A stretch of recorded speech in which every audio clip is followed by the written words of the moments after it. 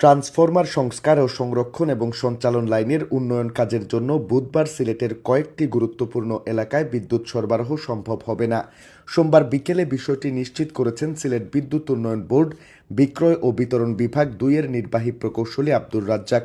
সংবাদ বিজ্ঞপ্তিতে জানানো হয়, বুধবার সকাল ৮টা থেকে দুপুর ১২টা পর্যন্ত বিদ্যুৎ উন্নয়ন ও বিতরণ বিভাগ ২ এর আওতাধীন ১১ কেভি ফিডারের সোনারপাড়া, মজুমদারপাড়া, দর্জিপাড়া, পূর্ব মীরাবাজার, খারপাড়া ও আশেপাশের এলাকায় বিদ্যুৎ সরবরাহ বন্ধ থাকবে।